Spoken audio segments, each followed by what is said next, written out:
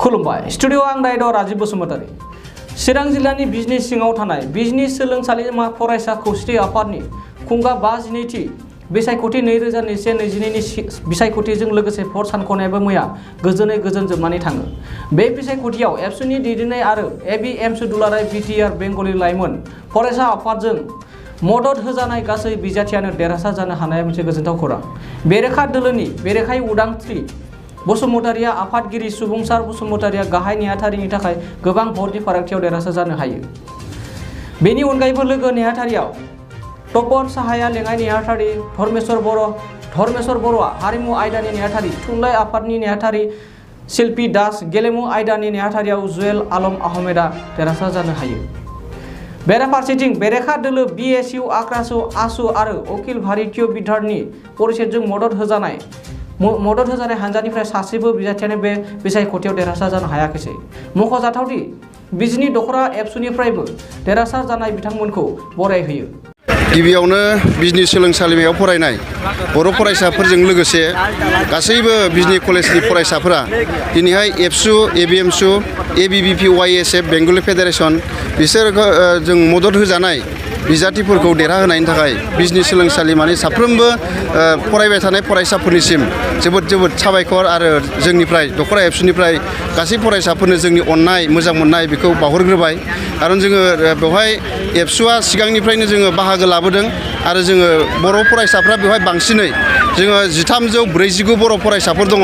बिनि गेजेराव जों दिनै नुबाय ओरैबायदि मोजां गोसो लानानै गोथार गोसो लानानै आरो एबसुखौ मोजां मोननानै दिनै फरायसाफ्रा भट होदों। 1208 फरायसाया दिनै भट होफैदों। बिनि गेजेराव माखासे रेजेक्ट जाबाय। जोङो दिनैहाय 1300निबो बारा भट मोननानै जोङो देरहासार जाजोब्बाय जोंनि बिजाथिफ्रा। दा बिनि थाखाय गासैबो फरायसाफोरनिसिम जोङो साबायखर बावबाय आरो दिनै बिजाथि जायफ्रा देरहाबाय 11 जन बिजाथिफोर बिसोरनिसिमबो जोंनि कंग्रेसुलेसनखौ हरबाय। दिनैहाय जोङो बे सोलोंसालिमायाव जोंनि एबसु, एबिएमसु आरो एबिभिपि वाइएसएफनि जे मदद होजानाय बिजाथि बिसोरखौ देरहानांगौनि थाखाय जोङो सान हर खामानि मावदों। दाख्लै 27 जेब्लानिफ्राय कलेजाव इलेक्सननि डेटआ फोसावदों बै साननिफ्रायनो जोङो खामानि मावदों आरो जोंनि मदद खालामजानाय बिजाथि बिसोर देरहाथारनांगौनि थाखाय जोङो खामानि मावदों। कलेज एबसुआ खामानि मावदों। लोगोसे जोंनि जि टिम एलायन्सनि टिम एबसुजों लोगोसे बेंगलि फेडारेसन, एबिएमसु गासैबो जोंनि टिम वार्क बे टिम वार्कआ ओरैबायदि स्ट्रंलि खामानि मावनायनि थाखाय जोङो दिनै बे मोजां फिथाइखौ मोननो हादों। बिनि थाखाय बिथांमोननिसिमबो जोङो साबायखर बावबाय।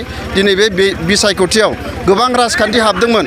बिपिएफनि फरायसा हान्जा बिएसइउआ बेवहाय रल लादोंमोन आरो बिसोर गामि केम्पिं खालामनानै फरायसाफोरनो फैसा जासिदोंमोन।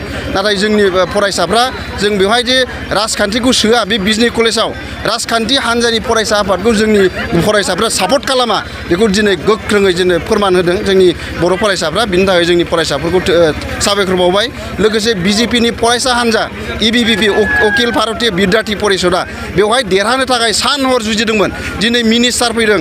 बेनिफ्राय माबायाव बिजनियाव मोनथाम समस्तिनि 3 एमसिएलए दिनैहाय प्रभात बसुमतारी, अबिराम महानायक, बेनिफ्राय प्रदीप बायन बिथांमोना दिनै बे इलेक्सनाव एबिभिपिनि बिजाथिफोरखौ देरहाहोनो थाखाय गोबां खामानि मावदोंमोन, फैसा खरस खालामदोंमोन।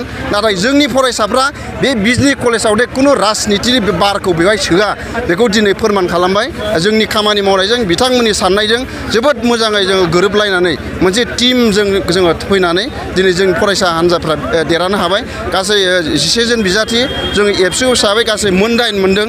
आफादगिरिया जोंनि, गाहाय नेहाथारिया जोंनि, हारिमु नेहाथारिया जोंनि, बिजाब दिहुननायनि मेगाजिन सेक्रेटारिया जोंनि, बेनिफ्राय फेडारेसननिया लोगो गाहाय नेहाथारि आरो थुनलाइ नेहाथारिया बिथांमोननि, लोगोसे एबिएमसुनिया गेलेमु नेहाथारि गासिबो बिजाथिया देरहाबाय। बेनिफ्राय मोनथाम जि सिआर क्लासनि थाखोनि जि केप्टेन बिसोरबो देरहासार जानो हाबाय। दाखालि सानैयाथ' देरहाखादों उइदाउट एनि कन्टेस्ट गैयै देरहाखादों। दा दिनै सानैयाबो देरहाबावबाय। दा बिनि थाखायनो जोङो गासिबो 11 जनाबो देरहानो हाबाय। बिनि थाखाय जोङो जोबोद खुसि आरो बिनि क्रेडिटआ जोंनि नङा। बिनि क्रेडिटआ बिजनि कलेजाव फरायनाय साफ्रोमबो फार्स्ट इयारनिफ्राय लानानै डिग्री 5 सेमसिम साफ्रोमबो रानिं फरायसाफोरनि थाखाय क्रेडिट आरो गासिबो देरहानाया बिथांमोननि थाखाय जादों। बिनि थाखाय जों बिथांमोननो अरायबो बिथांमोननो जोंनि गोरबोनि साबायखर आरो मोजां मोननायखौ जों बावदों आरो आसा खालामदों बिजनि कलेजाव फरायनाय फरायसाफ्रा फैबाय थानाय समावबो जाहाथे बिजनि कलेजाव खुनु राजनितिनि बार सोआ बेखौ जाहाथे लाखिलांबाय थायो। बिनि थाखाय जोङो बिजनि कलेज साफ्रोम फरायसाफोरखौ खावलायबाय बेखिनिखौनो बुंबाय नोंथांमोननि गेजेरजों बिथांमोननिसिम साबायखर बावबाय। गोजोन्थों।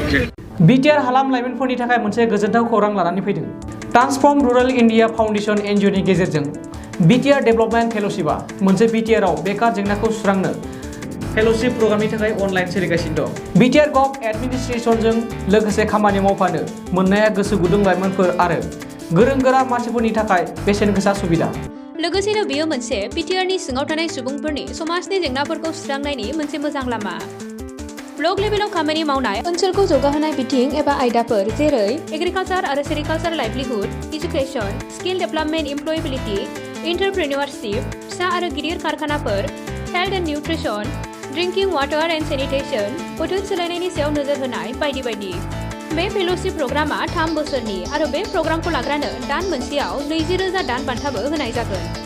नोंथांमोनहा बे प्रग्रामाव बाहागो लाफैनो हागोन आरो बिटिआरनि जौगाखांनायाव गावनिबो आखाइ होफानो हागोन। बे हाबाफारिनि थाखाय नोंथांमोनहा फैगौ 10 जानुवारि 2022 खालारसिम वेबसाइटनि गेजेरजों अनलाइन एप्लाइ खालामनो हागोन। अनलाइन खालामनो थाखाय गोसो गुदुं नोंथांमोना गाहायाव होनाय वेबसाइटआव अनलाइन खालामनो हागोन।